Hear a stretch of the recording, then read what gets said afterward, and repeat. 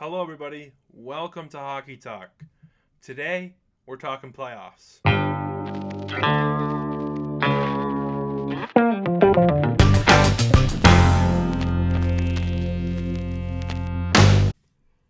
Hello, everybody. Welcome back to my YouTube channel. Today, we are finally getting into the Eastern Conference to break down one of the fine series that we should have over there. If you're just tuning in for the first time on my channel, this is the fifth breakdown that I've done. The previous four were all in the Western Conference, so if you are a fan of those teams or you're just curious, you can go and check that out. There should be a link to the playlist in the description of this video, as well as on my channel, and one of the videos will appear in the corner right there as well. So without further ado, today we're talking Leafs Lightning, which could potentially be one of the best series of the first round, including in this Eastern Conference. These are two teams that appear to be pretty evenly matched for the most part. We've got the two-time defending Stanley Cup champion Tampa Bay Lightning versus the Maple Leafs, who are trying to do something they haven't done in a long time and look primed to do it. But it won't be an easy task for either of these two teams to get out of the first round. And with that in mind, let's take a look at by the numbers. So looking at by the numbers, we're seeing two very, very good hockey teams. 3.85 goals for per game. That's the Leafs, of course. They had the second best offense in the NHL this year in regards to goals for per game. The only team more than them, unsurprisingly, the Florida Panthers, who scored over 4 goals a game. But the one question with the Leafs is you see that 3.11 goals against per game. That's the worst among playoff teams. So that's certainly something they're going to have to clean up, be a little bit tighter, because this Lightning offense, while it may not be quite as good as the Leafs, still one of the best in the league, 7th, and boy, do they've got firepower up front, and perhaps even more scary, they had the 6th best goals against in the league this year. So we're talking about two teams that are very good at scoring goals. The Leafs are going to have to be a little bit tighter defensively, but I don't think that gives the Lightning this significant advantage, like they're going to win every game because of it. But it is something that the Leafs have to be mindful of going into this playoff. And another area that's really interesting is special teams. The Leafs, the best power play in the NHL this year, 27%. That's insane. To put that into perspective, in Montreal this year, the Montreal Canadiens power play operated at about 13%. So even more than half the percentage total that the Leafs did, which is really insane for Toronto, but also quite sad for Montreal. But don't sleep on the Lightning power play either. Very good power play in their own right. 9th best in the NHL. But the other thing that's worth mentioning is in the playoffs last year, the Lightning's power play operated at 32.4% over 23 games, which is absolutely dominant. Toronto in their 7-game series versus Montreal, only 13%. So I think for Toronto to be successful, obviously they cannot let the Lightning go off for 32%, and they have to be much better on their own power play. 13% just isn't going to cut it. But that doesn't mean that that's going to happen this year, but we know how dangerous that Lightning power play can be, especially when you've got Stamkos and Kucherov teeing off one-timers from both sides, and Victor Hedman from the point, and then don't forget about Braden Point in the bumper spot. So there's a lot of weapons on either team's power play. This might be must-watch television when either team has the man advantage, especially in like the third period or overtime. So head-to-head, both teams took 2 games. By the numbers, this is already looking to be a very electric series with plenty of firepower and fireworks, and we'll take it to the goalie matchup next, where we might see a little bit more discrepancy. Next, we're looking at the goalie battle, as we talked about. And with the Leafs, I'd expect Jack Campbell to be the guy. It's not going to be Peter Mrazek, and I'd be surprised if they went with Shalgren at this point. It's got to be Campbell, right? So Campbell, 31-9-6, a great record, but his goaltending numbers were, I would say, probably average. 264 goals against average, not bad. 914 save percentage, not bad. Negative 6.16 goals saved above expected, so room for improvement there. 5 shutouts. But Vasilevsky for the Lightning, his numbers were not amazing by any stretch, especially by his own standards this year either. 39 wins, I believe that led the league, 249 goals against average, a 916 save percentage, a 9.89 goals saved above expected, and 2 shutouts. Again, for those of you who may not remember or don't know, goals saved above expected is essentially a goal. Each shot on net has an expectancy percentage, meaning expected to go in. And so goals saved above expected is basically the accumulation over the entire season of those percentage shots. And so 0 would be basically average. So a negative goal saved above expected is not great, and a positive is pretty good. The main thing is going to be playoff goaltending is pretty big for any team, but with the Lightning, it's been not. It almost feels like saying it's been a strength is an understatement. Here's how good Andrei Vasilevskiy was in last year's playoffs, and really for the last couple of years. We talk about goals saved above expected. In last year's playoffs alone, he had 17.5 goals saved above expected. That's over 23 games. Over an entire, 50-plus game season, he didn't even have that many goals saved above expected this year. So we're talking about a goaltender who is in rhythm and doing so many great things last year. If he finds that form again, it's going to be tough to beat the Lightning again. And how about this? 5 straight series the Lightning have won in which he had a shutout in the final clinching game. The Lightning have won 8 series in a row, and then the last 5, every single game that ended and concluded the series, Vasilevskiy had a shutout in. So we're talking about a goaltender who just is clearly on another level. And so that's why I'm going to say that Jack Campbell doesn't have to be better than Vasilevskiy. It's not realistic to expect him to be. But he just needs to be good, and he needs to make the timely saves. Because if he doesn't do that, they're in trouble. But if he can make your timely saves, he can stop the puck when needed, and he can play good enough hockey to where his team is in it every single game, giving up 2-3 goals a game, you've got a chance. If he can't make the timely saves, that's when the trouble arises.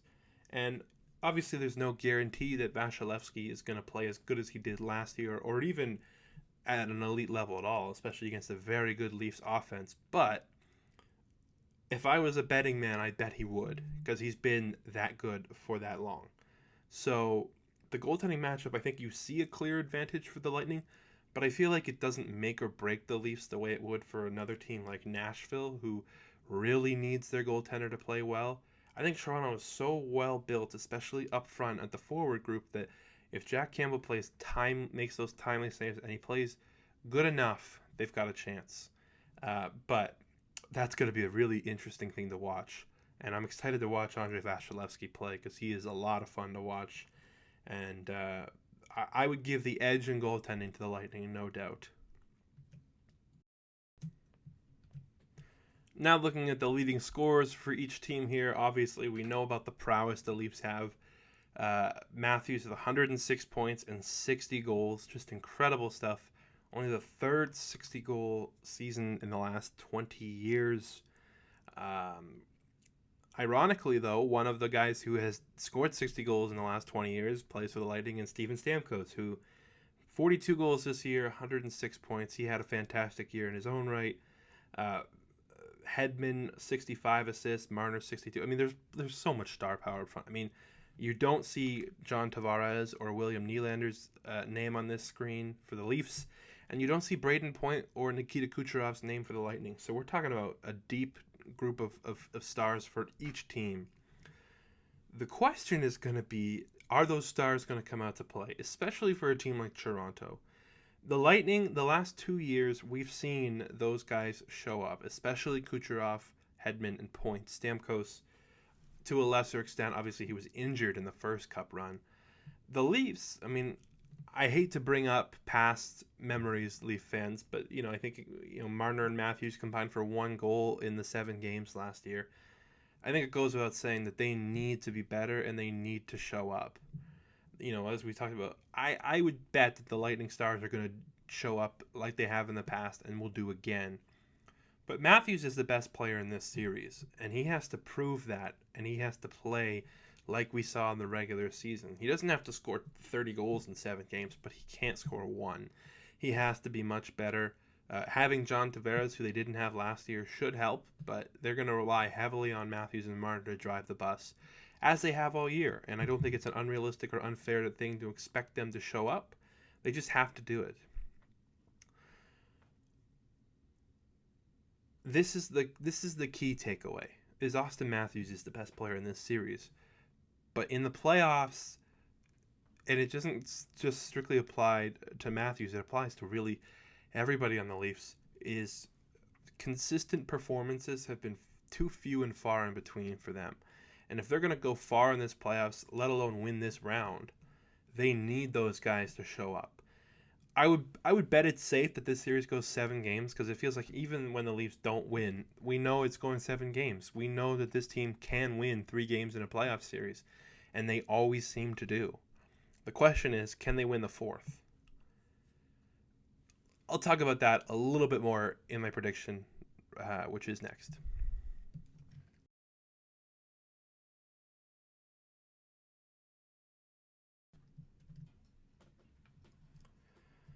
It's really hard to try and predict who's going to win this series, because I think really both teams can. I think I've talked about 4 other series so far, and I feel like with Colorado and Nashville, it'd be hard to predict that Nashville is going to win. Same with Calgary and Dallas. I think it'd be hard to predict that Dallas is going to win. It's not to say it can't happen, but it's like you would certainly be predicting what many people would consider to be an unlikely thing. This to me is a much closer series where we could really see it go either way. And the question for me is going to be becoming, first of all, the Lightning are the Lightning. They've won 2 Stanley Cups in a row. They've won 8 playoff series in a row. They have a goaltender that has a shutout in 5 straight clinching games. That matters. That means something. But at the same time, that's a lot of hockey. And so you have to think that eventually the run has to come to an end. Eventually they have to lose a series. And why not to a team as talented as the Maple Leafs? The question with the Maple Leafs is they've played in 4 consecutive winner-take-all games in each of the last 4 years. And in those 4 games, they haven't won any of them. And in the last 3, they've only scored 2 goals. And so it's like, if this ends up going 7 games, you're asking me to say, you've got a goaltender who hasn't given up a goal in clinching games in 5 straight, and you've got the Leafs who've only managed to score 2 goals in their last 3 winner-take-all games. That's a tough thing to think they're going to break out of it. And it's certainly plausible and possible. And quite frankly, the Leafs are so good and a lot of fun to watch that if there was ever a time to break it, perhaps in the most unexpected manner is the way it would happen. And this would certainly qualify just based off of historical, statistical significance. But I don't know. Here's the way I'll put it. Last year, the Islanders were on a great run. And for the last couple of years, they had made the playoffs. And basically every playoff series, I predicted they were going to lose. Until eventually I realized I just can't keep betting against them because they keep winning and they keep proving me wrong. And so I finally, bet in their favor, and they won, because it's like, of course they did. They keep proving people wrong. Eventually you have to buy into what they're selling. And with Tampa, obviously they've won 8 straight series in a row, but with the Leafs, it's like, I actually predicted the Leafs would beat the Canadiens last year, even though I'm a Canadiens supporter and I've covered and followed the Canadiens primarily. I've kind of come to the point where it's like, I need to see the Leafs can do this before I bet they will. And obviously this isn't me betting or giving betting advice, but my point is, before I put a pick in for the Leafs, I need to see that they can win these games. And I need to see that, for 7 games or for 4 games, they have to be capable of winning 4 games in 7 games. And no matter who the opponent is, it doesn't matter. They just have to prove it. And they haven't yet. And so that's why I'm going Lightning in 7, because it's hard to bet against a team that hasn't lost in 2 years in favor of a team that hasn't proven they can win this game in 6. So that's my prediction. I certainly would not be opposed to picking the Leafs. I've kind of gone back and forth on this simply because this Leafs team is really good.